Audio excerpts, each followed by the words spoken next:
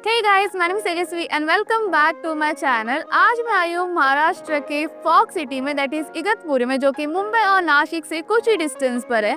तो आज के इस वीडियो में मैं आपको इगतपुरी की कंप्लीट टूर देने वाली हूँ। यहाँ पर आते कैसे हैं, अगर आप यहाँ पर आते हो तो स्टे करने के क्या क्या ऑप्शन है, sight seeing coin, food option and everything. Also Igatpuri में आके आपका टोटल खर्चा कितना होगा वो भी मैं एंड ऑफ द वीडियो बताने वाली हूँ। तो अगर आप इस मानसून में इगतपुरी आने का प्लान कर रहे हो तो ये वीडियो एंड तक जरूर देखना।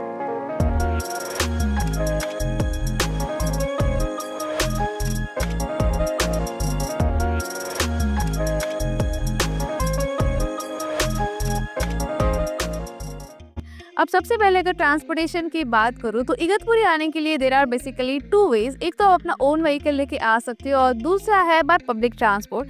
पब्लिक ट्रांसपोर्ट से भी दो अलग अलग ऑप्शन है। एक तो है बाय ट्रेन। ट्रेन से आपको इगतपुरी रेलवे स्टेशन तक आना होगा, देन वहाँ से आपको ऑटो रिक्शा वगैरह मिल जाएगी जो आपको अपने स्टे तक ड्रॉप कर देगी।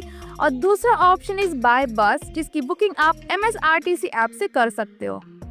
अब जो लोग यहाँ पब्लिक ट्रांसपोर्ट से आते हैं वो साइट सीइंग बाय ऑटो या फिर बाय कार कर सकते हैं। इगतपुरी रेलवे स्टेशन के पास ही आपको ऑटो मिल जाएगी जो पर डे साइट सीइंग का कुछ 1500 रुपीज़ चार्जेस लेते हैं। आप चाहे तो उन्हें डायरेक्टली कॉल करके भी ऑलरेडी एडवांस में बुक करके रख सकते हो। मैंने कॉन्टैक्ट नंबर नीचे डिस्क्रिप्शन में ऑल्सो स्क्रीन पर शेयर किया है।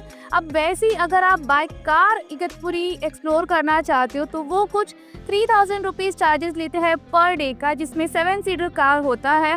तो उनका भी मैंने कॉन्टैक्ट नंबर नीचे डिस्क्रिप्शन में ऑल्सो स्क्रीन पर शेयर किया है।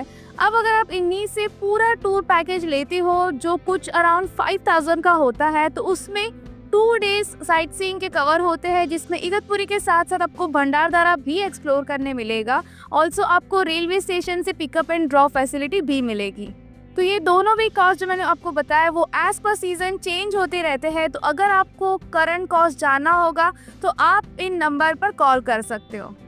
अब मैं तो यहाँ पर ट्रैवल कर रही थी फ्रॉम मुंबई और मुझे हार्डली 1.5 आवर लगा बिकॉज ऑफ दिस अमेजिंग समृद्धि महामार्ग, जो कि बहुत ही बड़ा हाईवे है और मानसून की वजह से बहुत ही सीनिक भी लग रहा था, जिसमें मुझे महाराष्ट्र का लॉन्गेस्ट टनल भी देखने मिला। आफ्टर दिस, जैसे कि मैंने बताया, इगतपुरी कुछ जगह से पास ही में है, तो यहाँ पर आप चाहे तो वनडे के लिए भी आ सकते हो या फिर आप चाहे तो यहाँ पर स्टे भी कर सकते हो। अगर आप यहाँ पर आके स्टे करना चाहते हो तो देयर आर मल्टीपल वेज, जैसे कि अगर आप कपल हो या फिर स्मॉल ग्रुप हो और बजट में स्टे ढूंढ रहे हो तो आप स्टे कर सकते हो नेचर्स लैब होम स्टे में, जिसका कुछ 1500 रुपीज़ से स्टार्टिंग कॉस्ट होता है। तो उनका बुकिंग नंबर मैंने स्क्रीन पर ऑल्सो नीचे डिस्क्रिप्शन में शेयर किया है। बस बुक करने से पहले एक बार रिव्यू देन फोटोज़ वगैरह इनके चेक कर लेना। इसके बाद अगर आपका बड़ा ग्रुप होगा तो आप अवनी विला या फिर विला बेलिसिमो में स्टे कर सकते हो। ये दोनों भी विलास फॉग काउंटी में है और इसका अगर आपको कॉस्टिंग जानना होगा तो मैंने जो स्क्रीन पर नंबर मेंशन किए हैं उस पर डायरेक्टली कॉल करना। और एट लास्ट, अगर आप किसी रिसोर्ट के खोज में हो तो आप इगतपुरी के famous resort that is Manas resort में स्टे कर सकते हो। अभी मैंने आपको जितने भी स्टेज बताया वहाँ पे पर्सनली मैं स्टे कर चुकी हूँ और मेरा तो एक्सपीरियंस वहाँ का बहुत ही अच्छा रहा है, इसलिए मैंने आपको ये रेकमेंड किए। एंड आफ्टर ऑल दिस, ये रहे कुछ और स्टे की ऑप्शन जहाँ पर आप स्टे कर सकते हो। ये मैंने कुछ बेस्ट रेटेड स्टे सर्च किए हैं आपके लिए, जिसका बुकिंग आप ऑनलाइन साइट लाइक booking.com वगैरह से कर सकते हो या फिर डायरेक्टली उन्हें कॉल करके भी कर सकते हो। बस जैसे कि मैं हमेशा आपको बताती हूँ, दैट इज़ बुकिंग करने से पहले एक बार रिव्यू ज़रूर चेक कर लेना। So after transportation and accommodation, चलो चलते हैं यहाँ की प्लेसेस एक्सप्लोर करने। तो बिफोर मूविंग अहेड, अगर आपको अभी तक ये वीडियो पसंद आया होगा तो इस वीडियो को लाइक और चैनल को सब्सक्राइब जरूर कर देना। ओके, सो सबसे पहले मैं आपको इगतपुरी के कुछ फेमस प्लेसेस के बारे में बताने वाले हूँ, जिसमें से सबसे फर्स्ट इज भावली डैम। ये सिटी सेंटर से 20 मिनट के डिस्टेंस पर है। जहाँ तक जाने का रास्ता बहुत ही सीनिक तो है ही, बट बारिश की वजह से थोड़ा खराब भी हो चुका है, तो जो बाइक से यहाँ आते हैं वो संभाल कर ही आए।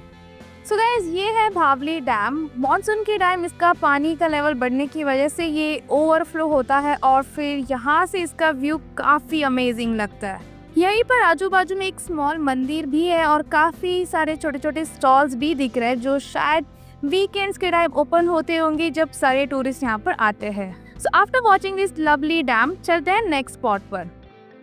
So guys, right now I am at a very famous place of Igatpuri जिसका नाम है भावली वाटरफॉल।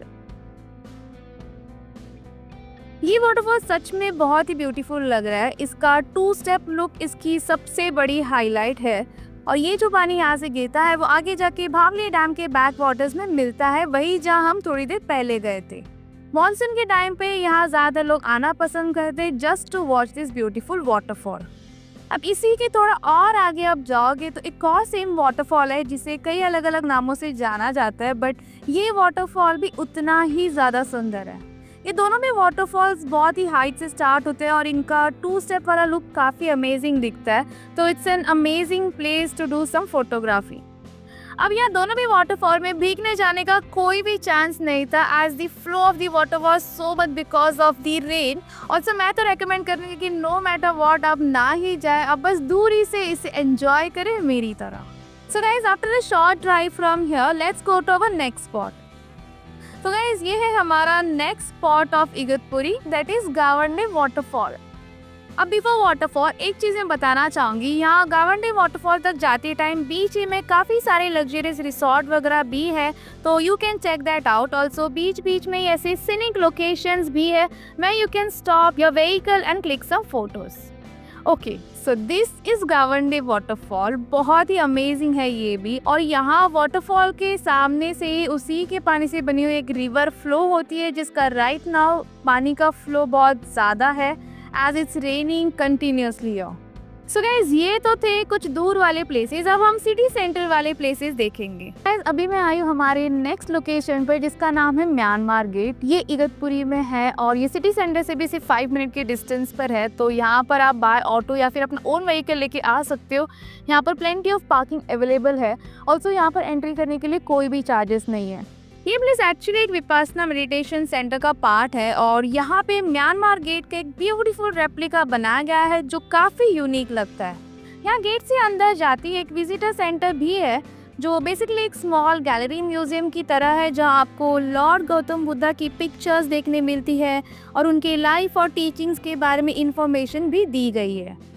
अगर आपको थोड़ी देर के लिए पीस फील करना हो तो ये जगह एकदम परफेक्ट है।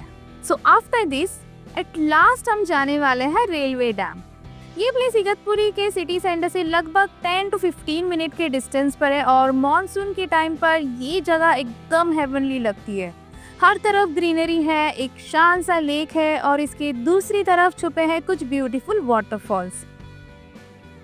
मैं यहाँ वीकडेज में आई हूँ इसलिए ज़्यादा लोग नहीं हैं और सब कुछ एकदम पीसफुल लग रहा है, तो अगर आपको भी ऐसे सुकून चाहिए होगा तो आप ही ट्राई करें यहाँ वीकडेज में आने के लिए। बस वीकडेज में आपको यहाँ पर कुछ भी खाने पीने के लिए नहीं मिलेगा तो वो अपने साथ ज़रूर कैरी करें।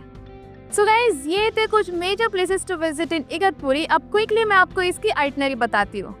जो 1 डे के लिए आते हैं वो ये सारे प्लेसेस एक दिन में एक्सप्लोर करके अपना रिटर्न जर्नी स्टार्ट कर सकते हैं। वही अगर आप यहाँ स्टे करना चाहते हो तो आप यही प्लेसेस 2 डेज में कवर कर सकते हो। ऑल्सो कुछ एडिशनल जगह पर भी जा सकते हो और इसमें एडवांटेज ये होगा कि आपको हर एक प्लेस पर आराम से रुक के फोटोज वगैरह क्लिक करने मिलेंगे। सो आफ्टर एवरीथिंग लास्टली सबसे इम्पोर्टेंट हम इसके बजट की बात करते हैं। अब बजट में मैंने मेन ट्रांसपोर्टेशन का कॉस्ट इंक्लूड नहीं किया है, एज वो डिपेंड करता है कि आप कहाँ से ट्रैवल कर रहे हो और किस मोड ऑफ ट्रांसपोर्ट से ट्रैवल कर रहे हो। So first we will start with accommodation, जो कि स्टार्ट होता है 1500 रुपीज़ से फॉर 2 पीपल। ऑल्सो ये जो कॉस्ट है वो एज पर सीजन चेंज भी होता रहता है, तो करंट कॉस्ट जानने के लिए आप उन्हें डायरेक्टली कॉल कर सकते हो। उसके बाद अगर आप यहाँ पर पब्लिक ट्रांसपोर्ट से आते हो और साइट सीइंग बाय रिक्शा या फिर बाय कार करना चाहते हो तो रिक्शा का पर डे का कॉस्ट होता है 1500 रुपीज़, और अगर आप कार से साइट सीइंग करते हो तो उसका कॉस्ट होता है 3000 रुपीज़ फॉर 7 सीटर कार। अब ये सब के अलावा यहाँ कोई भी प्लेसेस पर एंट्री चार्जेस नहीं है।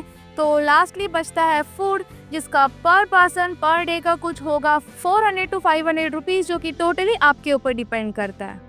सो गाइज, ये थे इगतपुरी की कुछ बहुत ही अमेजिंग प्लेसेस। जैसे कि मैंने बताया, यहाँ पर आप 1 डे के लिए भी आ सकती हो या फिर चाहे तो आप स्टे भी कर सकते हो। मैं यहाँ पर स्टे करने के लिए आई थी और बहुत ही अमेजिंग एक्सपीरियंस रहा।